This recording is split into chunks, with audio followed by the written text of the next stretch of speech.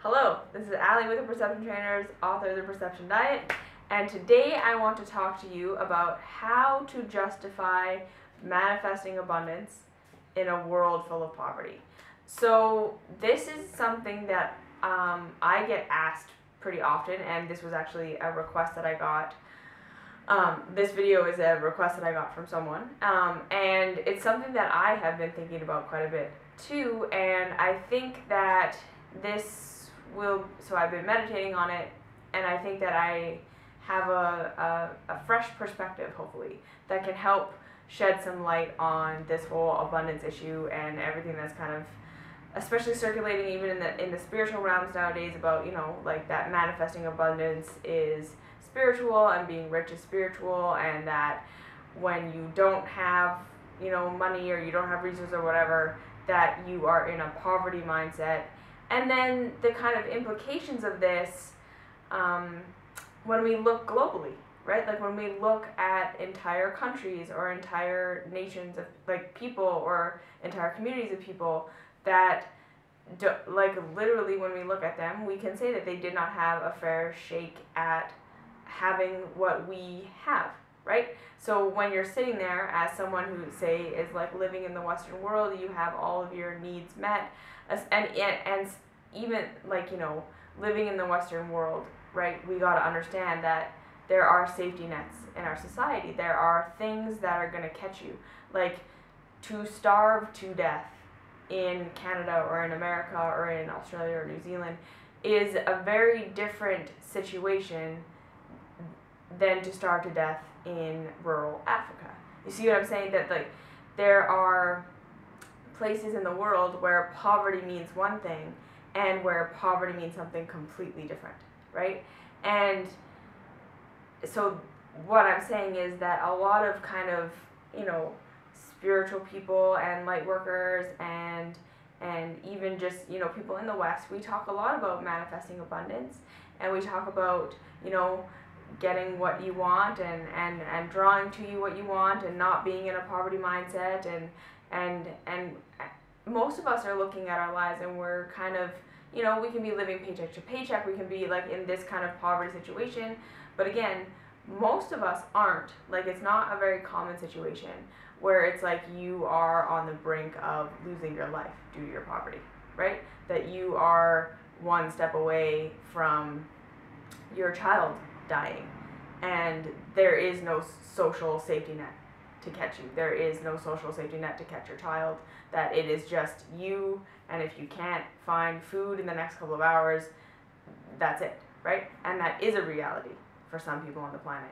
And so because of this, okay, and even just, people who have the means to walk around and have a house, have food, whatever, and then you just go to the downtown of your city and see homeless people. And again, you look at them and you say, like, look, you can tell that their life was not how your life was, right? Or maybe it was. Maybe you're one of those people who, had an incredible trial and tribulation in your life and have overcome. But you see what I'm saying? Right? Like the children who were born into poverty in Africa, they don't have the same opportunity of abundance that we have here, born in America, born in Canada, born in Australia, born in New Zealand, born in these first world countries, right? So this can cause a huge cognitive dissonance for the spiritual person who is saying that, the idea of abundance mentality, the idea of manifesting abundance in their own life, the idea of having everything that they want and being able to pursue their dreams sounds amazing. It sounds true, right? But then on the other hand, it's like, how do we justify this in a world full of just like absolute devastating poverty, an absolute unfair playing field, right? It's not like we were all born with the same opportunity and then some of us just squandered it and some of us took advantage, right? That's not how it is. There are absolutely unfair advantage and unfair disadvantage. So how do we rectify this? How do we move forward with this in a conscious way that helps us to expand? So the first thing that I want to say is this: abundance is a fact. Poverty is man-made. And this is something that I feel like we need to understand before we can move forward at all. Okay? Abundance is, if you look at nature, right? The sun always shines. It is a perpetual source of energy that is constantly beaming down at us, and it never goes away. The wind always blows, also a source of energy, always there. If we look, and I mean, even with the destruction that humans have done to the planet, even with how much we have fucked with nature, food still grows, trees still grow, right? Plants still grow, trees still convert carbon dioxide into oxygen. The water purifies itself, air purifies itself, the rain happens. This is the thing, right? If we had never believed in poverty, we would not be having an experience of poverty. And I know that this might be a hard concept to wrap our minds around, okay? So I just want you to take some time with it. But to consider that in truth, abundance is the reality. Poverty is a mindset. It's a creation. And because we experience individually and collectively what we perceive, okay?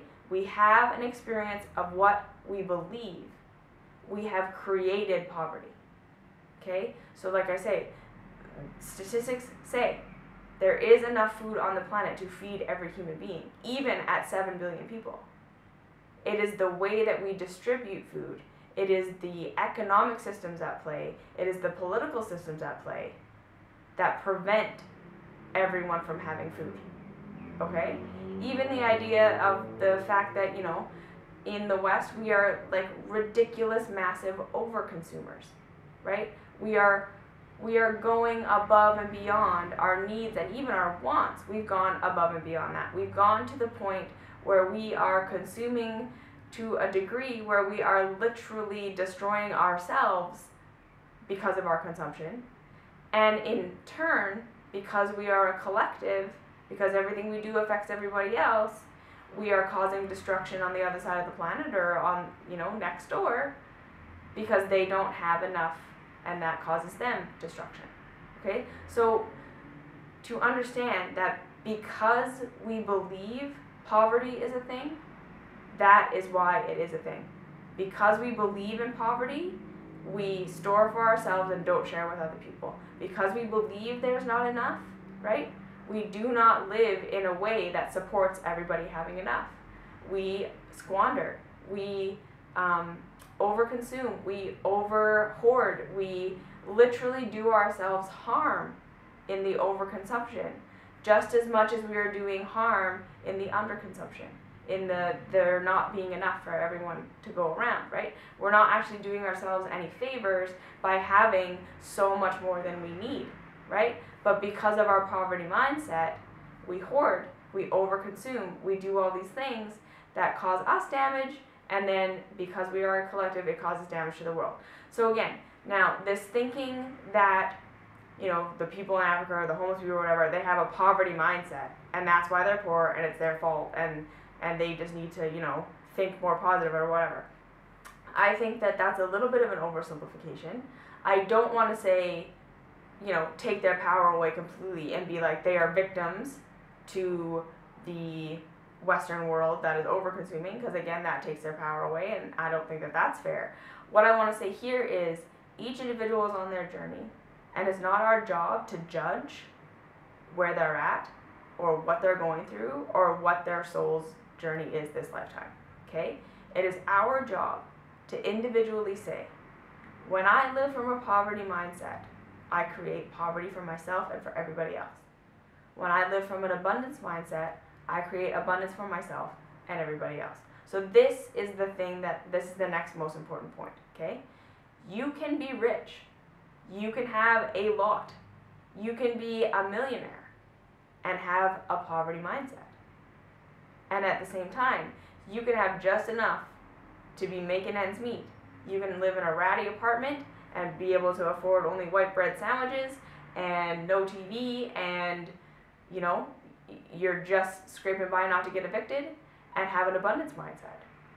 And this is a super huge key to understand, that whatever it is that you're experiencing in your 3D reality is not necessarily the reflection of what's going on for you. Okay?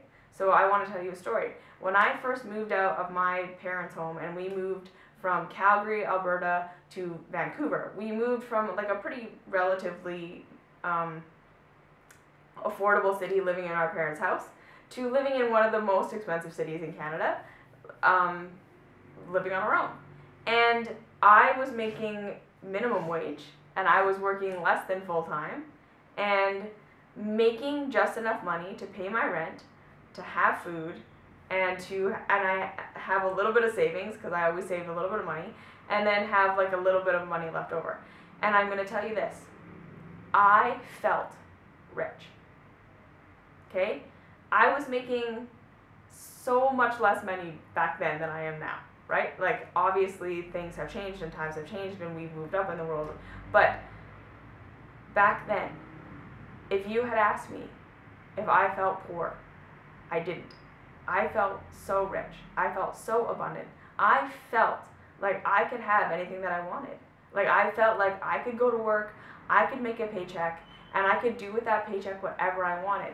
I lived in an apartment in this beautiful city. I could buy fruit, I could buy vegetables, I, could, have David's tea once a week because that fit into my play money budget, and I could put money away in the bank. And I was like, I am flying high, I am riding high, I am so abundant. And the funny thing is, in Canada, I was making so little money that I actually got rebates from the government to supplement my income because I was making so little. And every single time I got one of those checks, I was like, whoa, this is totally nuts. Like I would just put it in my bank account for more savings because I was like, I thought it was strange that they were sending me checks in the mail because I was just like, I'm doing fine, everything is great. And this is the thing. I was technically in poverty. I was technically living below the minimum standard for, the government sending me rebate checks to supplement my income, and I had no idea. Okay? And this is the thing. And I think all of us know someone who's rich, who has a lot, who has these big house and maybe an awesome career and all these things in their life, and they're constantly worried that they're going to lose it. They're constantly worried that it's going to go away. And they're constantly afraid that, they're going to wind up poor. And so this is the thing. Your experience of reality has so much more to do with your perception than it does with the actual stuff going on in your life. So just because you have a lot doesn't mean you're in an abundance mentality. And just because you have a little doesn't mean you're in a poverty mentality. So this is the third important thing to understand, okay? Because we are in the Western world and we have a lot does not mean that we have an abundance mentality, okay? We have an incredible poverty mentality, right? The reason we hoard, the reason we don't share, the reason the political situation is what it is, the reason the government does what it does, right? The reason the rich get richer and the poor get poorer is because everybody has a poverty mentality. The rich have a poverty mentality, the poor have a poverty mentality. Everybody believes there's not enough, so those who have a lot continue to hoard, continue to hoard, continue to hoard, and don't share. And those who have a little never seem to figure out how to get more, right? And this is what we need to understand, is that when a person who is starting to come into an abundance mentality starts to feel guilty for wanting to manifest abundance in their life, you need to understand that when you look around and see the rich people and think, well, if that's what abundance mentality looks like, that's selfish. That's not abundance mentality.